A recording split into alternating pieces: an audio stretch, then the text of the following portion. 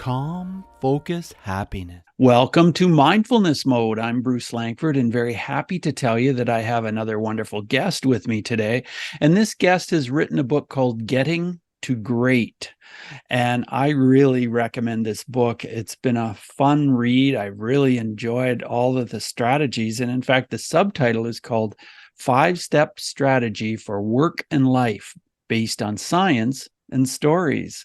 And I was just telling her how much I appreciate the stories in here because that really makes the book come alive. My guest is a Harvard-trained licensed psychotherapist, and she's a board-certified executive, career, and life coach with an MBA. And she has done a lot of fascinating things. And she's trained a lot of different people, including the Harvard Law School Association, International Association of Business Communicators, and the National Association of Realtors, and so many more. But we're going to get started with the interview. I'm here with Madelaine Weiss. Madelaine, it's great to have you here. Are you in mindfulness mode today? I like to think that is my way in general. Well, and I think it is from what I know about you. What does mindfulness mean to you? What words would you share with us about that meaning? Well, I know the classic definition from John Kabat-Zinn, who trained me, and I would love to tell you what a hoot that was. But his definition is paying attention on purpose in a particular way in the present moment without judgment, not necessarily in that order, but I think I got it all in there. For me, it's a way of life. For me, it's a way of being in the world. It's a way of seeing the world. It's a way of receiving the world. So it is, for me, less a particular practice that takes a certain number of minutes than it is just a way. And thank you for asking so I could clarify that for myself. Yeah. Yeah. Well, your book, Getting to Great, I already mentioned, I really appreciated it. The G stands for grounding. So tell us about grounding in your life and how you get grounded and how that really changes you. I believe I am an introvert. So the way I understand the difference, and jump in here, Bruce, if you want to add or subtract from what I'm saying. I think the way I understand the difference is that extroverts get grounded with the assist of the energy from outside of themselves, and that introverts get grounded by kind of stepping back and retreating into some solitude till they're feeling reset. I do that. Yeah, I definitely agree with your description. Is that 100%? Yes. Yeah. Yeah. So I get grounded by myself, although I'm being careful there because I have lots of support and a lot of forces within me that are all part of that. So no man is an island, and I'm not either, but I do need to retreat into some solitude in order to feel grounded. So tell me what led up to the decision you made to write this book. By the way, that's not exactly what I mean by grounded necessarily in the book. So let me say something about that, okay? Yeah. The grounding in the 5-step process. When people come to me, they don't usually say, I would like to work with you to have a great life.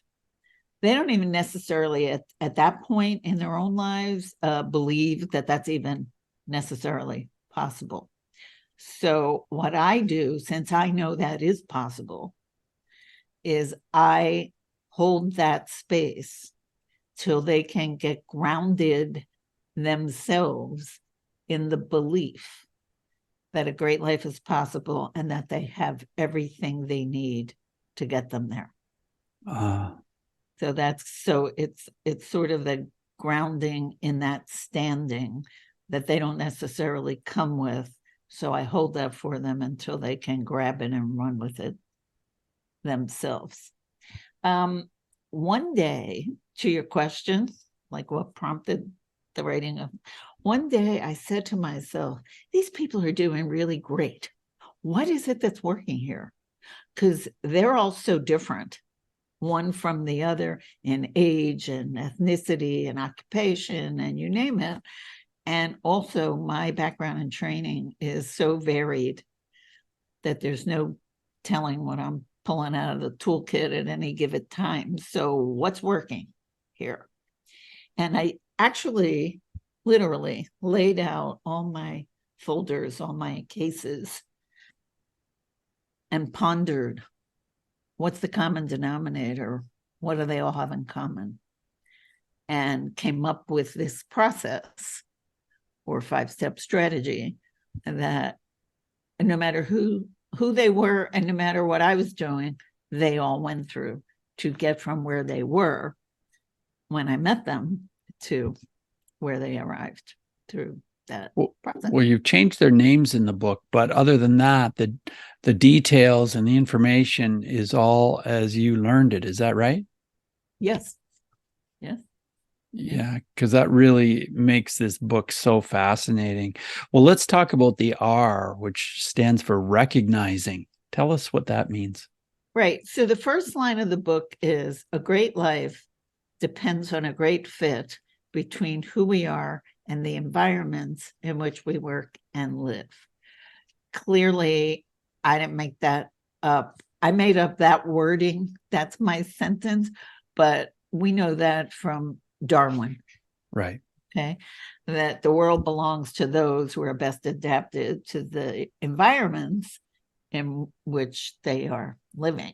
Now, we didn't used to be able to pick those environments. We didn't used to be able to create those environments, but actually, more than it feels like sometimes, we can. So if a great life depends on a great fit between who we are and the environment, we have to recognize who we are. And it's not necessarily who someone else said we should be. It's not even like necessarily who we always thought we should be, but some sort of deeper essence of meaning, values, interests, purpose, all those kinds of things that really make up who we are, which people don't necessarily know about as well as they might. So we get to learn all of that about an individual, and the R is for recognizing that in a way that it may have never been recognized before. So you've included quite a few exercises in the book. Is there an exercise that pops into your head that you use almost every day that you really value? I thought you were going to ask me what my favorite is, and I do have a favorite. By the way, Stephen Porges' polyvagal breathing is, I swear by that. And I teach that to everyone who will let me. And if it's in the book, it probably goes by power breathing. Mm-hmm. And it's on my website, and people can get it for free. If you go to MadelaineWeiss.com, there's a little tab that says power breathing. If you click that, people can get a download. But my favorite is, there's a chapter on money. Okay. So there's an exercise at the end of every chapter. Yeah. But that one always brings a smile to my face. The exercise on money. It's being on a talk show, like what's his name? The guy who does the relationships, and Dr. Phil? Yes, thank you. Yeah, right. Okay. I actually have a slide on Dr. Phil for this exercise. And in one of the chairs is this, it has a human body, but the head is a dollar sign. Okay. And, yeah. And the idea is to have a conversation with your money about what it's like to be in a relationship with you. And even though it's funny, well, you could say I think it's funny, it's really powerful. Yeah. Because my money said to me, you don't enjoy me. Mm. It said, you just let me sit there. You don't pay attention to me. You don't spend me. You don't enjoy me. And I'm trying to be there for you. And you're not really present for me. And there was the whole thing. And I thought, that's just so true. And that was years ago. And honestly, I think it changed my life. Wow. Yeah. It kind of, the awareness, the mindfulness, primed me to urge myself to move more in that direction as a right thing and a good thing to do. That saving and being frugal wasn't necessarily the only right thing and good thing to always do. And yeah, so at the end of so I think there are 10 chapters, and at the end of every chapter, there's an exercise like that on the whatever the life topic is, but that's clearly my favorite. So you've done so many trainings, so many workshops. Is there one that pops into your head that was just so much fun and it was so fulfilling that it just is always in your memory? Yeah. Well, there are obviously more than one, but there was one where I did mastering your mind. Strategies for a happier, healthier, prosperous, and productive life. And I did it for a large, well-known law firm. And at the end of it, the who was it? It was the like chief of staff type person came up to me and said, I could not believe what just happened there. She said they were hanging on every single word you said. She said, usually the speaker runs out of the room crying. Oh, wow. She said, they're so rude. She said, but they were just like enthralled. I said, yeah, because this stuff, I studied Advaita Vedanta, pre-Hindu tradition, believe it or not, for close to 25 years. And I found the concepts so incredibly powerful. I was working at Harvard Medical School at the time. And I said, okay, I can't be the only one who knows this. And I can't talk like this to anyone I know other than the people who are teaching it to me, like, and the people I'm studying it with, because they'll think I'm crazy.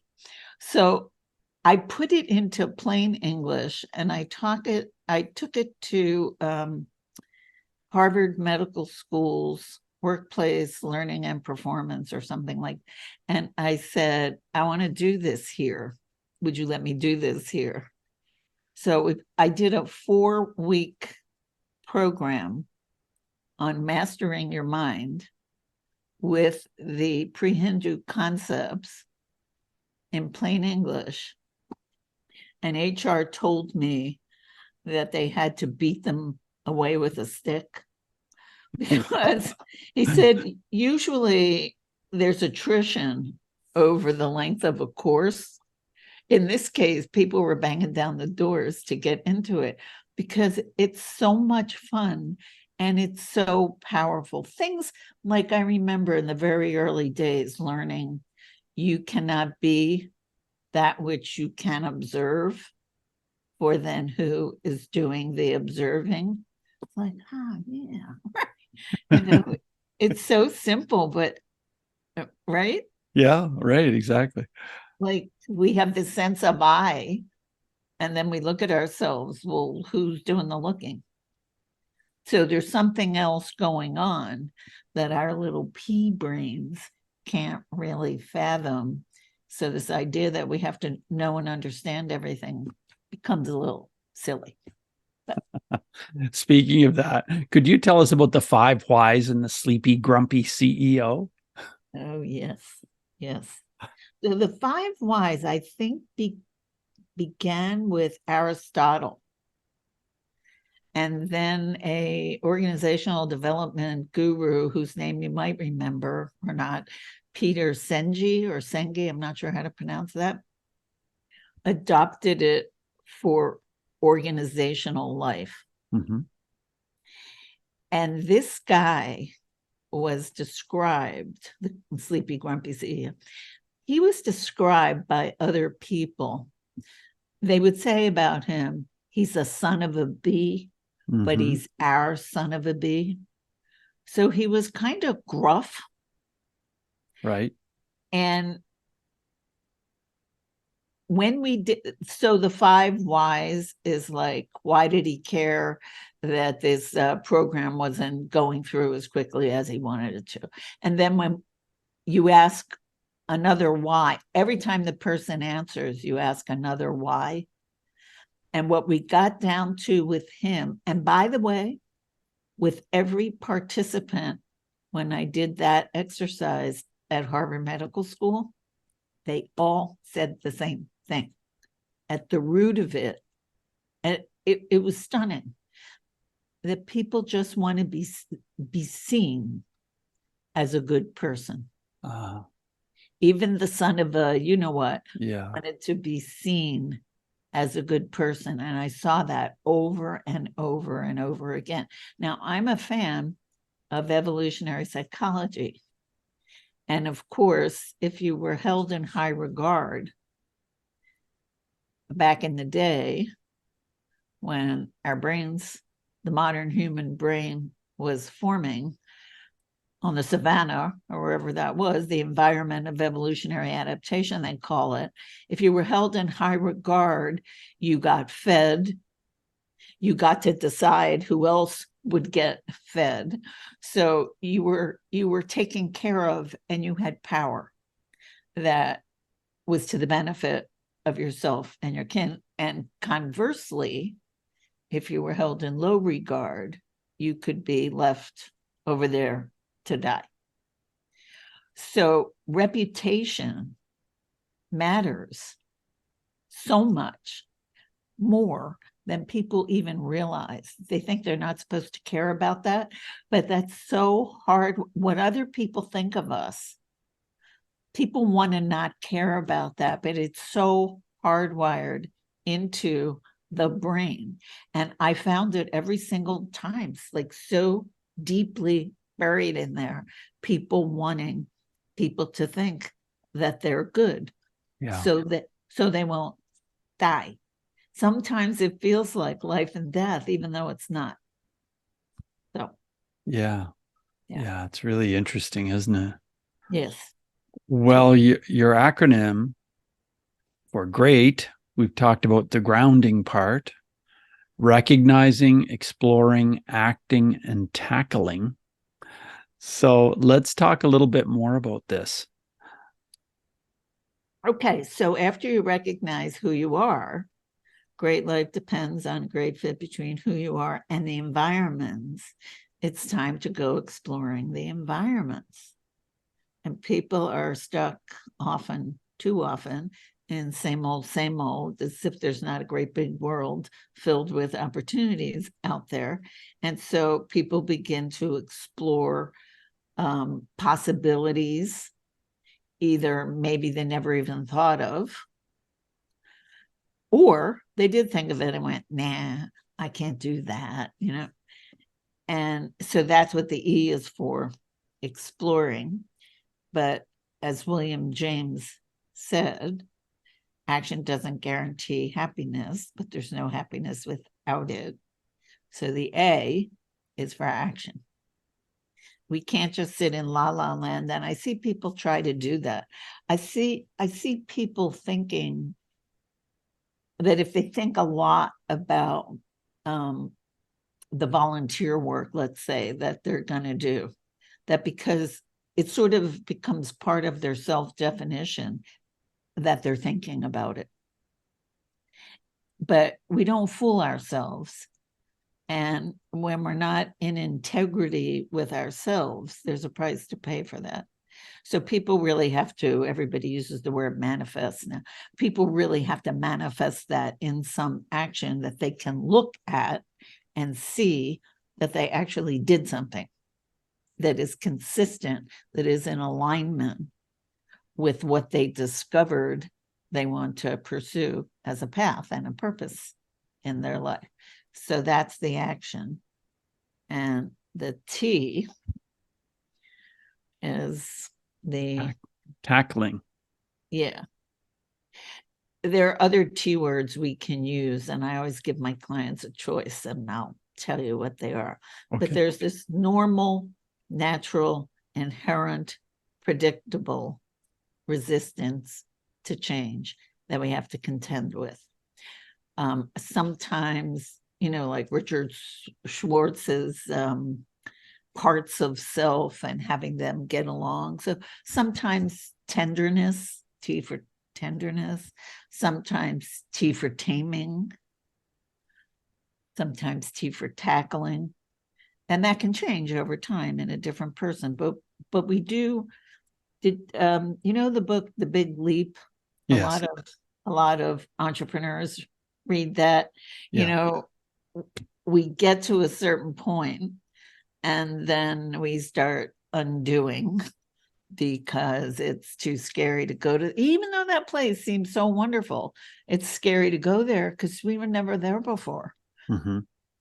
And we don't know if we have what it takes, and we don't know what's going to happen in that beautiful new land we did all this work to try to get to.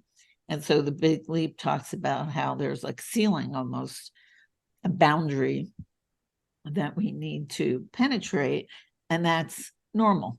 It's a protective mechanism, but it needs to be addressed. Yeah, right. With one of those T words or some other way that somebody might be able to think of. Madelaine, I want to ask you a question about bullying because I've worked in this field for quite some time. Do you have a story you can share with us? I know you have so many stories about bullying and maybe how mindfulness would have made a difference. Yeah, I thought about that because I saw that was an interest of yours. Yeah. And it prompted me to think about my own life in that regard. Right off the top, I have to say, I always thought that I was the one being bullied.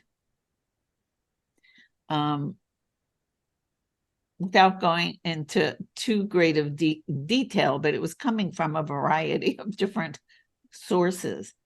But I think what's more interesting and important is that a couple of years ago, I met up with a couple of high school friends for lunch. And she pulled out the song that I wrote when I was in a high school sorority. And they told me that I had to write a song about so-and-so. And, it was supposed to be mean. Mm.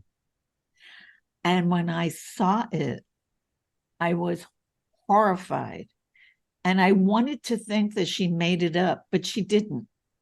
It was my, I don't know how she had my piece of paper with my song on it, but she did.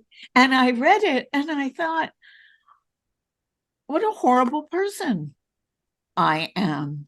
Like, I am still trying to put together how that can have come from this kind person I consider myself to be.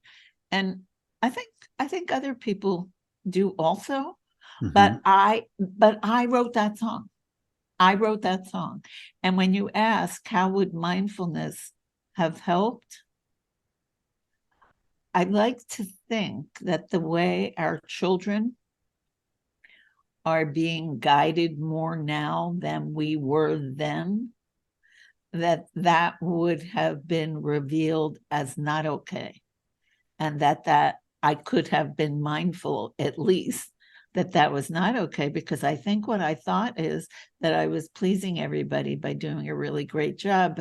And my suspicion is that there was something else that was being given expression to that wasn't nice. Right.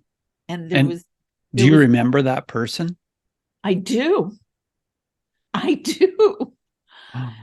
She was so nice. Wow. That must have been quite an experience to see that after all those years.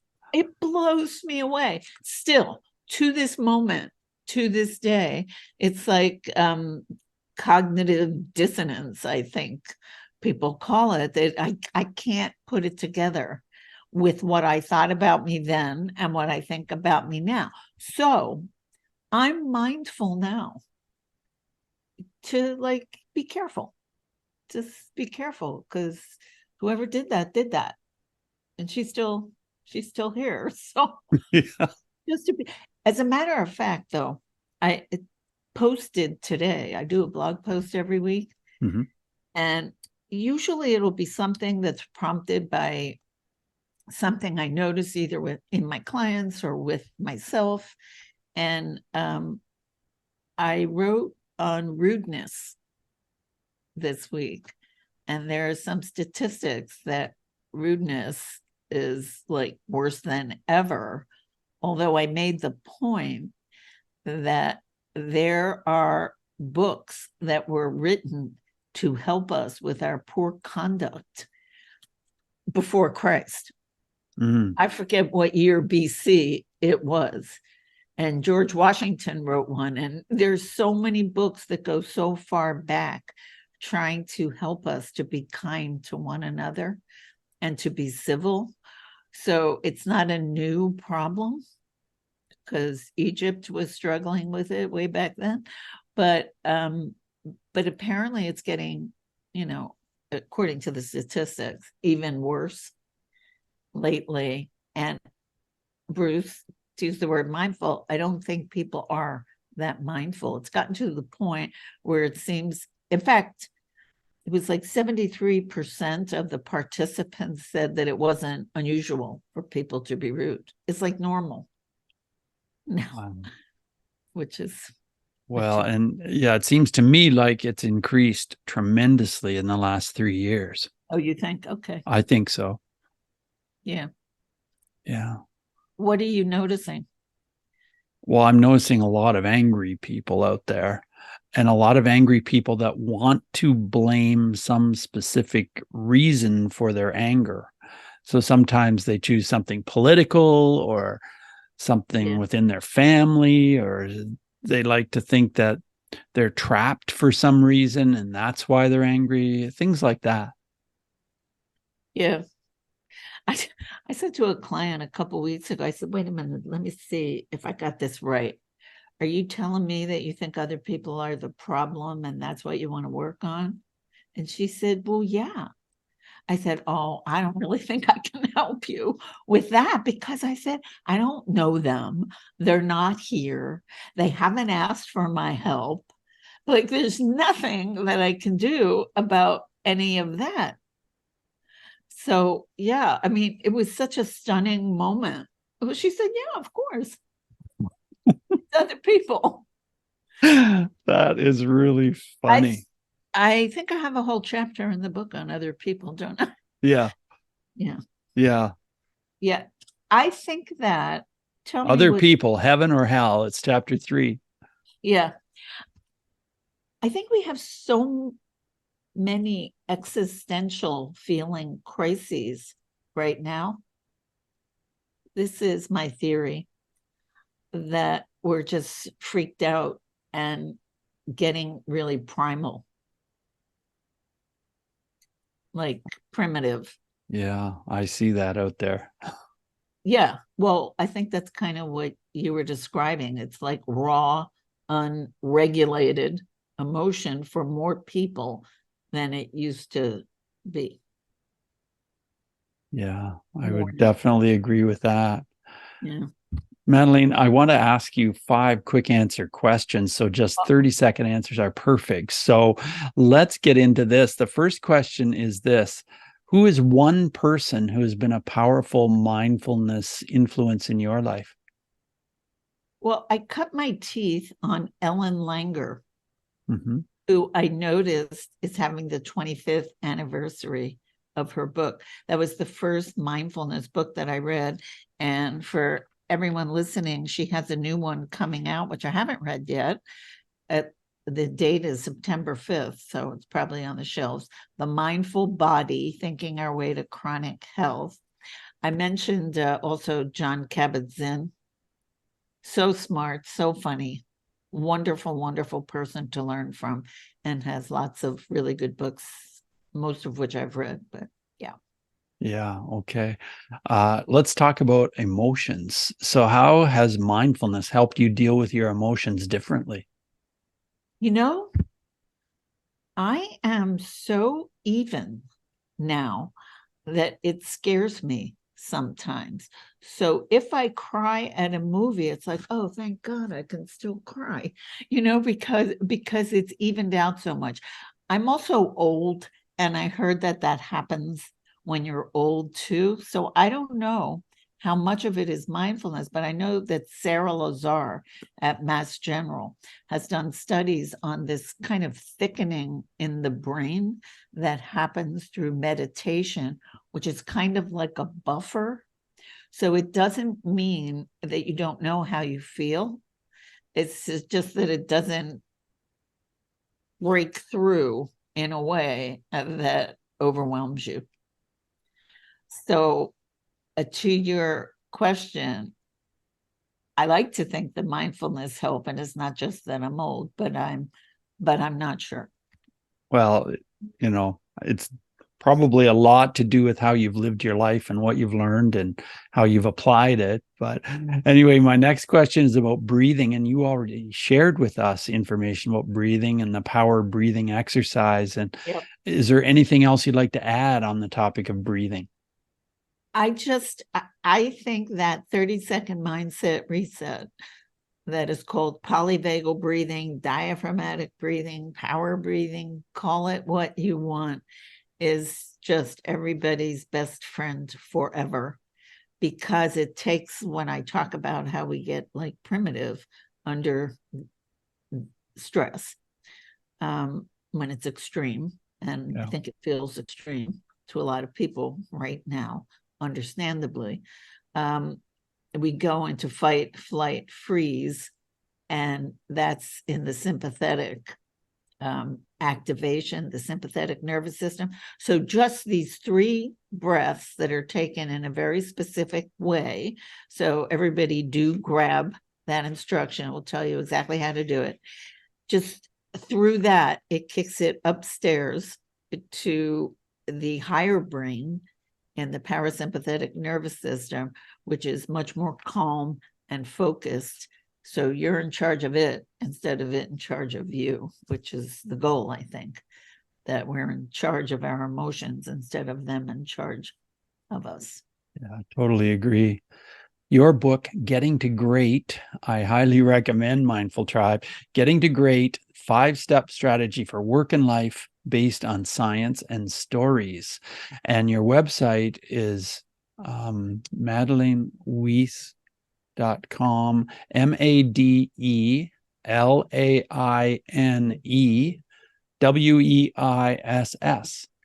So Like check Sam. out the website. Yep. What's that? I'm saying like Sam, because for some reason a lot of people think it's FF, and I don't know why, but yeah. Oh, okay. Yeah. Right. So that's a website. And yeah, so you mentioned a number of books as we've chatted here. Are there any other books that you would like to mention on this topic of mindfulness? There's a book that changed my life. I'm not recommending necessarily that everybody run out and read it, but I do want to tell people about it. It was called How People Change by Alan Wheelis, who was a psychoanalyst. And the basic message was how people change is that they just do. And that is why I morphed from being a psychodynamic psychotherapist to becoming a board certified executive career and life coach, because I like the action orientation of it. Whereas people will sit sometimes in a therapy for decades and not really, nothing changes. I have a lot of people come to me and tell me, but nothing changed. And it's because they didn't do anything different. And Alan Weiss would say how people change is you do something different. Yeah. And there are people who think it almost just doesn't even matter what it is, but that we step outside of our comfort zone and do something different to kick it off. Right. So I'm very appreciative of Dr. Weiss for that. Yeah. How people change. Yes. Good recommendation. And are there any apps that you would recommend that can help in this area of mindfulness? Well, I know that there are meditation apps and I know that people like them. The reason I don't recommend them is because I like the self-reliance of being able to do a practice without any assist anywhere, anytime. So again, there are people who use them and are very happy with them. But it's not first on my list of recommendation because I want people to cultivate these on their own. So. Right. Sure. Well, we'll put all this information into our show notes at mindfulnessmode.com. And as we approach the end of the interview, Madelaine, do you have any final words of advice for our listeners? Yeah. Great company.